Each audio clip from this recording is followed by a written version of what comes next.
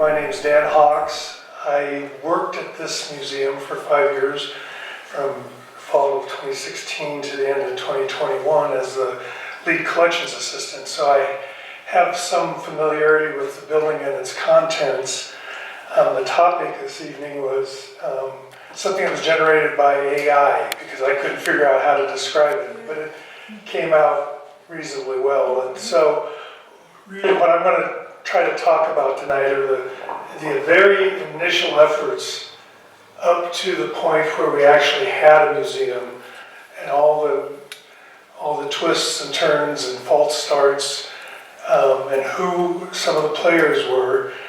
And I'm sure for those that have been involved in museum issues, you'll say history does repeat itself. Okay? I don't think I can turn my volume down, and I'm not sure I can turn it up enough. But here we are in this building now, and there is a prologue to this. Festival celebrations, anniversary celebrations of various kinds, and sentimental themes that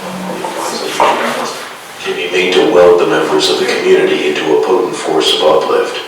Probably not one resident 1,000 knows when his community was settled, or anything about its early history, and when no steps are taken to make information of this sort available to all the members of a community while its sources are still at hand, pride in history of that sort is unlikely.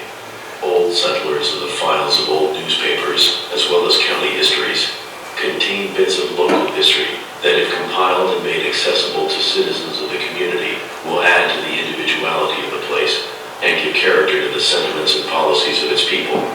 Undoubtedly, the historic background of New England and of the South has done much to inspire youths of several generations to greater efforts and to make the people of those sections proud of honoring their representatives and their sons on every occasion. The same can be made true of every community by the proper use of the interesting events of its history. The Evening Herald, March 11th, 1916. So that kind of sets the table for what we're going to be talking about. We are all somewhat familiar with the regional history that led to the population starting to build in the basin in the early 1900s. And that's representative of what it looked like in the 1910s. So June 9th, 1916, not long after that prologue was printed in the paper, a historical club will be formed. All interested in the preservation of historic places and legends of Klamath Falls are asked to attend for the purposes of organizing a Klamath County Historical Society. How many people in this room knew there was an early attempt in 1916 to get a historical society started? Tomorrow evening at 8 in the office of J.C. Rudnick in the First National Bank building. Just briefly, he was a Spanish-American War veteran, became an attorney, moved to Klamath Falls, and became associated with O.C. Applegate and others, and you'll recognize some of the names in here. And he was a prolific collector of relics and Native American artifacts. It is a plan to ask the city to furnish an exhibit room for the exhibits collected. So again, Evening Herald, July 6, 1916. Will Klamath preserve relics? Klamath Historical Association has been formed by Captain J.C. Rudnick, Captain O.C. Applegate, Bert C. Thomas, Carlisle Yaden, and O.D. Matthews. Carlisle Yaden was Rudnick's son-in-law. The association contemplates the preservation of memorials, souvenirs, and relics of Klamath County and the collection of other mementos of historic interest to this section. The establishment of a museum in the City Hall is contemplated. So everybody's task tonight is try to make a mental note of how many places were offered up as a potential museum. Captain Rudnick and Captain Applegate will give their splendid collections of Indian relics and mementos of early day happenings as part of this exhibit. Evening Herald, July 13th, 1916. Collect relics of Indian wars. To search for relics of the Modoc War, Captain J.C. Rutnick and Carlisle Yaden will leave Saturday afternoon for the lava beds. Rutnick and Yaden are to collect the relics for the museum of the Klamath Historical Society. The society has been offered space in the City Hall and will establish its museum there. Captain Rutnick states that the Historical Society will be very thankful for contributions of Indian relics from anyone having any. About a week later, July 25th, 1916, Rutnick party secures relics. The party composed of J.C.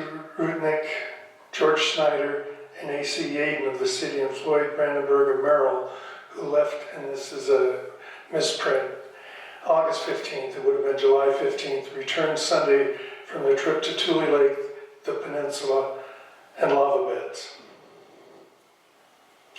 Among the finds, 11 fine mortars, 140 pestles of various kinds, 2 pipes, a stone doll, 2 plummets or fishermen's charms, 2 broken war hammers, 6 platters, a dozen or more discs and other grinders, 75 perfect arrowheads, 11 spearheads, 5 knives, 12 net weights and anchors, besides some relics of the Modoc War.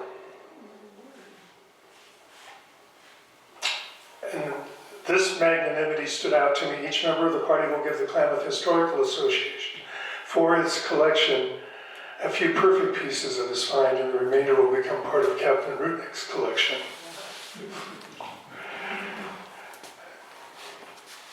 So we've kind of hit the teens. Now we're on to the 1920s. Oregon Daily Journal, August 28, 1921.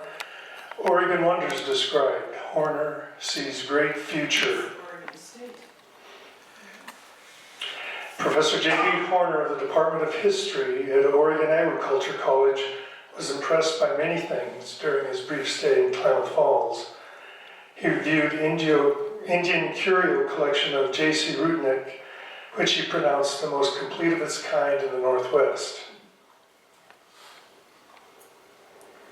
Klamath News, May 30th, 26, memorial services, a dedication to be most impressive. I've got a note over here. Klamath Post Number 8, American Legion is to dedicate this new Veterans Memorial Building, the handsomest edifice of its kind on the Pacific Coast, and the services will be held at 11:30 o'clock this morning. The banquet was presided over by O.D. Matthews, commander of the Klamath Post Number 8. And as a reminder, back in 1916, he was one of the group that initially founded the Klamath Historical Association. So we got at least 3 guys with military backgrounds. The Evening Herald, November 23rd, 26, want local history kept. That the Klamath country is rich in historical lore that should be preserved and added to as time passes is the belief, is the belief of the Women's Library Club, which today urged the Chamber of Commerce Board of Directors to sponsor the Klamath Historical Association. Existence of such an association composed of J.C. Rutnick, A.C. Yaden, Captain O.C. Applegate, Bert C. Thomas, and O.D. Matthews was brought to light by Mr. Thomas. Again, 1926, they formed in 16. Their marketing budget was probably pretty low. Klamath News, November 24th, 1926, Chamber Directors would perpetuate Historical Society. Backed by the Board of Directors of the Klamath County Chamber of Commerce, the Klamath Historical Society, which was founded in 1916 with Bert C. Thomas, Captain J.C. Rutnick, Captain O.C. Applegate. Bert Thomas and Captain O.C. Applegate were appointed to a committee to investigate the arrangement of displays, including old histories written by Klamath pioneers, Indian relics, and also all data that would make possible the clear history of the Klamath country. Klamath News, November 24th, 1926. Continuing, it's understood that the Women's Library Club has sought to obtain an appropriate exhibit of relics and curios, and consequently was offered space in the new building where these things can be safeguarded, presumptively one of the libraries. Klamath Historical Society, which the 5 men founded 10 years ago, has not functioned, but the charter members still have the undivided interest which they portrayed at the time they organized the group. Now we're in the 1930s. Evening Herald, September 14th, 1932. Why not a pioneer museum? Why wouldn't it be a fine idea to start here in Klamath Falls, start in Klamath Falls, a historic museum where these relics from the story of our past could be assembled. We are interested not only in bringing guests from elsewhere through here, but in stopping them as they pass through. Such a museum would help tremendously along that line.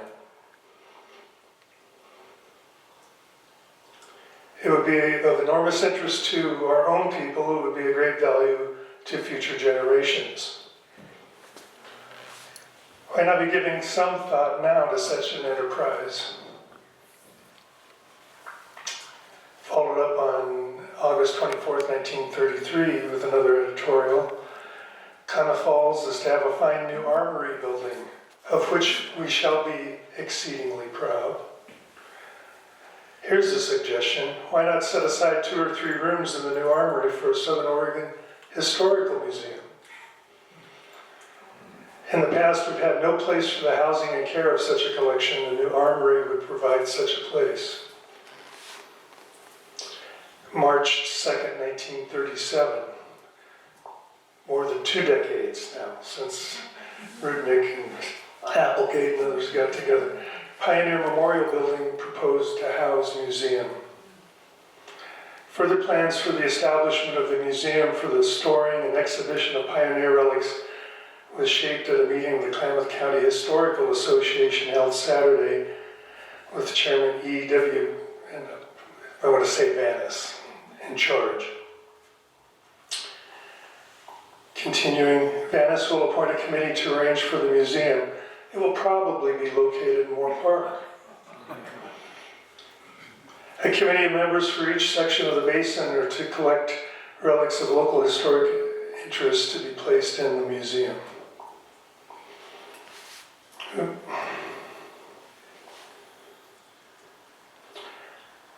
1940s. Evening Herald, January 11th, 1940. Board to continue museum efforts. Klamath Falls Park Board, members of the group decided to continue their efforts in getting a museum to house Klamath pioneer articles and relics at Moore Park. Howard Perrin, architect, is working on preliminary plans for the museum, specifications of which were suggested at a previous meeting of the board. He did design a museum, he just didn't know it. Evening Herald, January 18th, 1940. Museum material. From time to time, there's been discussion in this community of the urgent need for establishment and maintenance of a museum to house the interesting relics that have been saved from the romantic and colorful past of the Klamath country. Although the project has never gotten beyond the talking stage, it is apparent that the public opinion recognizes the need and will support any sound plan that is developed. January 18th, 1940, continuing, it's been called to our attention that a law passed at the 1935 special session of the legislature authorized county courts to dedicate 10% of the revenues from tax lands for museum purposes.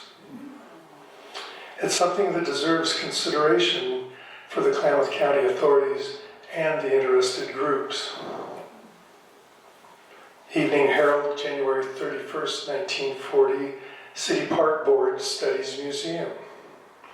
Members of the City Park Board will meet in regular session Tuesday afternoon, February 6th, at which time they will continue the discussion of plans for the proposed Klamath County Museum. Original plans call for the construction of a fireproof building in Moore Park to house relics and mementos of early Klamath days. February 7th, 1940, boat landing lot may be purchased. Mrs. Frank Payne, author of Captain Jack Modoc, Renegade, and one of the Klamath Falls residents interested in the construction of a museum to house Klamath County relics, attended the board meeting and discussed the possibility of such a building at Moore Park. Following the discussion of the museum, members of the board stated they would be forced to choose between one of the two projects, a museum or a boat landing, and they felt at the present time the recreation site be the more important. How many people here recognize the name Frank Payne? The Payne collection of artifacts. We've got one panel on the wall on just basically the other side of the wall here, and two ginormous chests are basically cabinets full of trays of artifacts. So she knew of what she spoke with regard to storing artifacts someplace. Evening Herald, March 6th of 1940, WPA to study museum plan for Klamath. An application to consider the construction of a museum to house Klamath County relics in Moore Park will be submitted to WPA officials by the City Park Board. Members of the board discussed the possibility of having a museum in the county, but pointed out the lack of funds. Plans have been drawn for the proposed museum by Howard Perrin, architect, and the unit type to be used in the first unit to cost in the neighborhood of $2,500 to $3,000. Evening Herald, April 10th, 1940. Art Center plans eyed by leaders. Lindsay Sizemore, Fort Klamath, who is also president of the Historical Society, emphasized the importance of an art center. He expressed a desire that the contemplated historical museum might be housed in the same building with the Art Council. It was the consensus of those present that the Art Center project and the Historical Museum project should be established in the same building. This building for convenience and permanence. April 17th, 1940, group seeks Art Museum site. Will Wood, Glenn Hout, and E.B. Redman will represent Klamath Falls Art Center Association on the Joint Housing Committee for the Arts Center Association and Historical Association, according to an announcement made by Reverend Johnson, President of the Art Center Association. July 25th, 1940, County Court votes to set museum fund. Klamath County Court Thursday announced the adoption of action setting aside a part of the proceeds of real property sales for the purpose of setting up a county museum fund. Sales involving property taken over by reason of delinquent taxes will contribute to the museum fund. State law permits this procedure. The amount to be put in the museum fund amounts to 10% of the assessed valuation of the property. September 30th, 1941. Budget meets scheduled on October 20th. An item in the budget for the county court is $24,000 for remodeling of the Veterans Memorial Building in order that it may be used to house the health unit, county school offices, museum, and possibly other offices. Evening Herald, March 11th, 1942. Now we're in war. Contracts let on Legion Hall job. Contracts were let Wednesday morning in county court session for remodeling the Veterans Memorial Building. to make room for county offices and a Klamath County Museum, authorized by statute in 1940. Work should be completed by July 1st. Evening Herald, August 4th, 1942. Offices moved to Legion Building. County Court Judge U.E. Reeder said today that a number of museum pieces have been transported to county museum quarters and completion awaited only showcases and final setup. Now we're flashing forward a couple of years. Evening Herald, March 25th, 1944. Vehicle offices moved. Just when we thought we had a museum, the Motor Vehicle Department, which had been located in the basement of the courthouse last Wednesday, moved to the Veterans Memorial Building located behind the courthouse.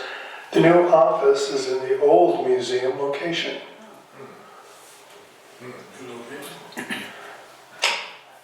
Evening Herald, May 16th, 1944. Historical group offers design plan.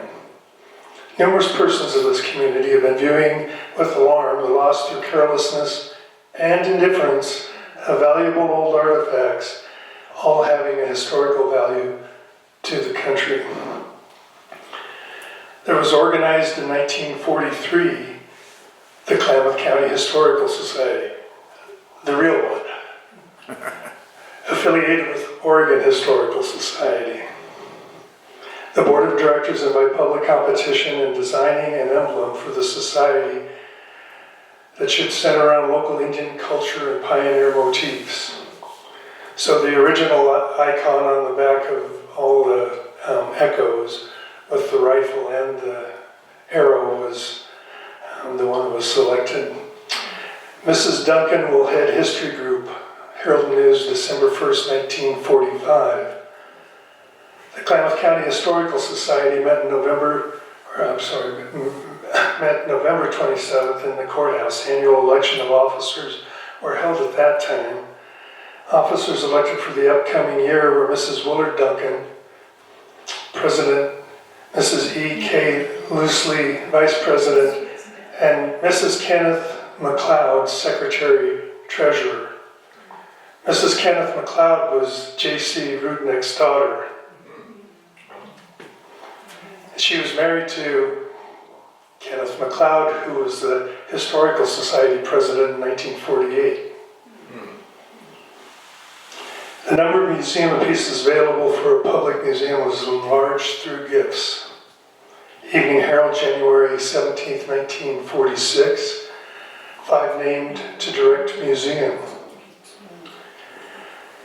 A committee of 5 persons was chosen by the county court to direct the county museum in accordance with a state law which provides that the ruling body represent a pioneer association of the county, or veterans, taxpayers, city council, and county court. Herald News, February 28, 1946. Dr. Pollard speaks here. Dr. Lancaster Pollard, superintendent of the Oregon Historical Society, spoke at a meeting of the local Historical Society this week. Dr. Pollard, who is also a member of the faculty of the University of Oregon, and urged the Klamath Falls group to incorporate so that gifts could be received in trust, and emphasized building up membership. And nothing changes. Herald News, December 9th, 1946. Old Moore home site may be made into city park. Klamath's history and tradition is the Riverside residence property, which Mrs. Clara A. Moore bequeathed to Klamath Falls for use as a public park. Thought has been advanced that it might be used as a historical museum. For many years, history-minded people have been working toward a museum program.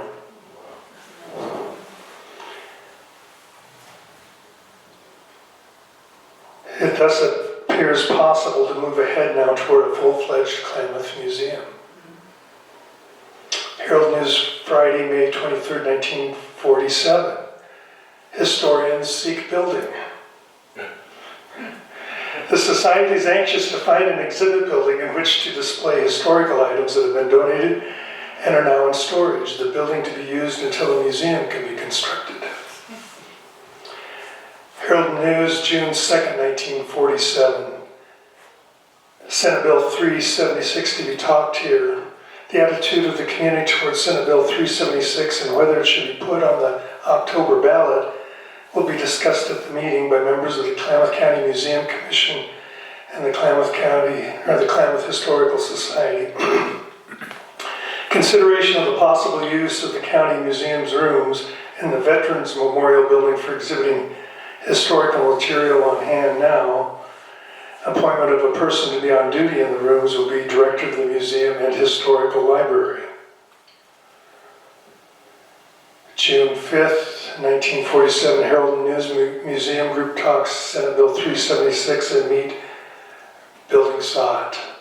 Consideration was given the suggestion of obtaining the present jail building from the county court when the new jail is built and using the funds for remodeling it as used as a museum. Anybody keeping track? Historical Society has a fairly complete library of books, diaries, and manuscripts of the early Klamath country. Library is in storage now as there is no adequate building to house it. 1950s. We're getting close. Herald News, July 11th, 1953, County Museum Commission meets. House Bill 638 provides for 7 rather than 5 members of the Klamath County Museum Commission. Members were appointed by the County Court, County Judge U.E. Reeder, Carol Hal Local, Jess Z. Smith, Percy Dixon, Oliver Spiker, and Mrs. T.D. Case. The purpose of the commission is to promote a museum in Klamath County, a project which the members are greatly interested. May 15th, 1954, Klamath Falls Museum plans told. With construction of the Klamath County Library and Museum partially completed, the Klamath County Museum Commission is completing plans for purchase of display cases and working out the floor plan for arrangement of displays. The new building is expected to be completed around October. There's a palpable sense of anticipation in the audience. Until I see it. Herald News, October 7th, 1954. Museum workers busy with classifications of relics and materials for display. Material for the Klamath County Museum to be opened this fall is gradually being assembled and cataloged. It is desirable that as much as the material as possible can be prepared and cataloged before the job of moving into the new building starts, phoned the curator, Mrs. Edith R. McLeod. So nearly 40 years after her father conceived of a museum project, she was, for about that long, the first curator of the Klamath County Museum. October 21st, 1955, museum opens Sunday. I am glad everybody is sitting down. You could have fallen down and hit your head in the shock and amaze. The official opening of the new Klamath County Museum will be held Sunday, October 23rd, beginning at 1:30 p.m. Fire Chief Roy Rowe plans to have an old hose cart parked in front of the museum for inspection by the public. The opening will be under the direction of the Klamath County Museum Commission and the Historical Society. Herald News, October 24th, 1955. Klamath County Museum holds opening on Sunday. 700 people attended. And the opening was sponsored jointly by the Museum Commission and the Historical Society. And again, the Museum Commission consisted of Hal Local, Chairman, County Judge U.E. Reeder, Carol Hal, Mary Case, Oliver Spiker, Jess Smith, and Mrs. Leroy. Can somebody help me with the pronunciation? Gainer. Dr. Paul Schaefer is the curator. And I believe he went on to get a PhD later, or maybe he had a PhD to start with. The first two curators had a lot of high-end academic training. Which brings us essentially to the close of the presentation after the opening of the new museum. And you might recognize the sign in the upper right, which hangs over the doorway out here. It's the library. So, county library, yeah. Where was that going? That's the county library, current county library. Okay. Yeah. Museum's in the meeting room, right? Well, I understand there were some that were downstairs in the basement, and they said in other, background material, they were gonna go from like 4,000 square feet to 21,000. I'm sorry, I thought it was done. They, one of the newspaper articles talking about the transition to this building said that they were going from about 4,000 square feet to 21,000 square feet. Well, they got way more than that. So, it's probably a pretty good bet that between just the front lobby area and the library upstairs, they've got more room there than what they had at the prior location. Was that location open continuously until the museum came here? So that, I think, is accurate. I think they were in the library building for about 15 years before, and there was a transition period for those that attended this would be a promotion to attend next year's annual meeting in November. You might see, and not me, but somebody else with something that's related, but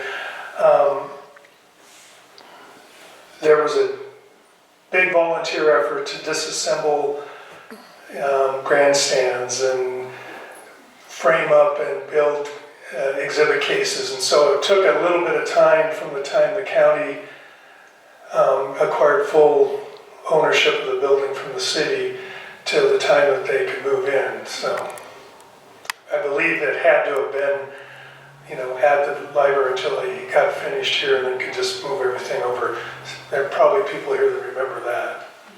What year was that? 72, well, I think Tom McCall dedicated this building in 1970 At the museum. as a museum. And there's a picture of him that Todd had harvested someplace that shows him cutting some barbed wire with a big set of shears. I thought I had remembered as a young girl, would have been in the 60s, I thought, because I was born in '60, coming here and to a circus. Yes. In the middle part.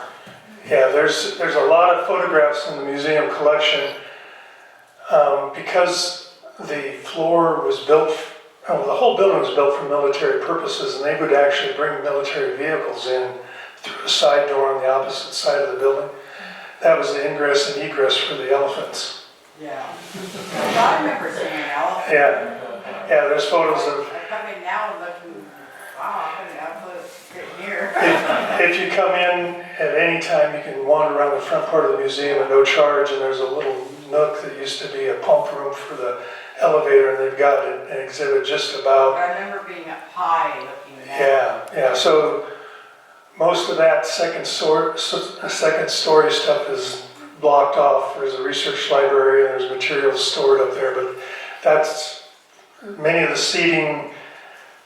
seats are still intact on this side of the building.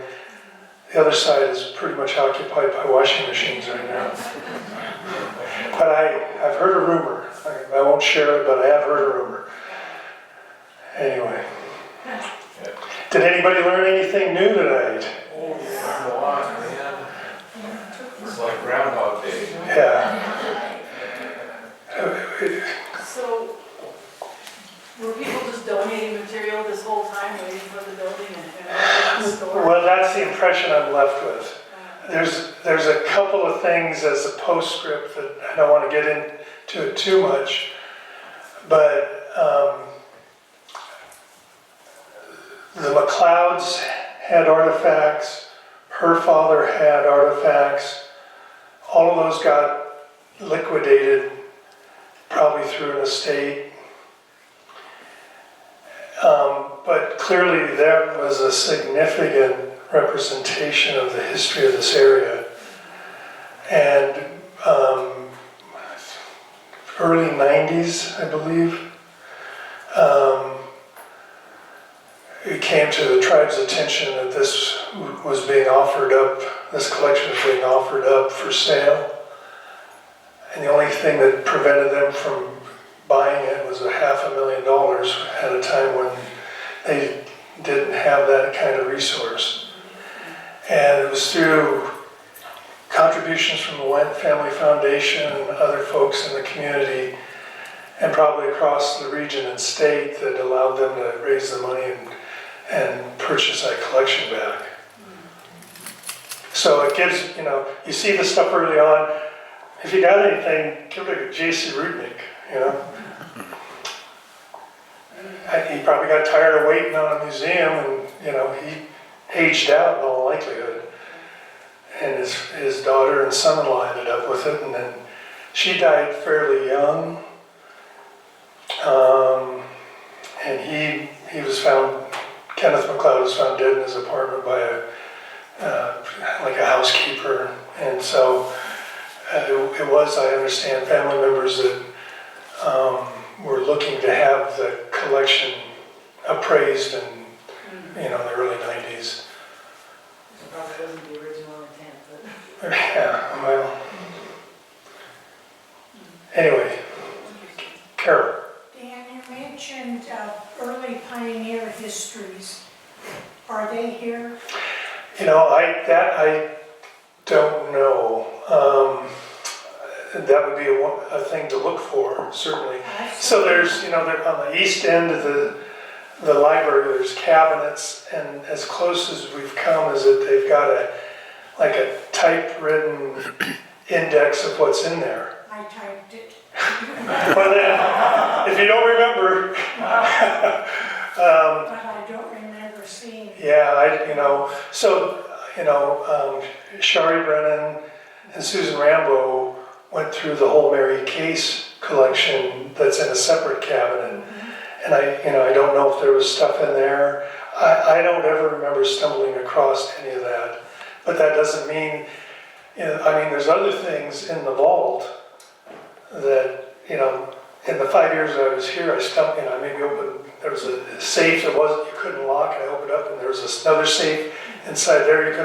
When I burrowed into there's like a 1950, original edition of Fremont's Exploration of the West or something like that. So there's things tucked away in this building that, and as an example, one of the other hats I wear is a treasurer for the Native Plant Society chapter.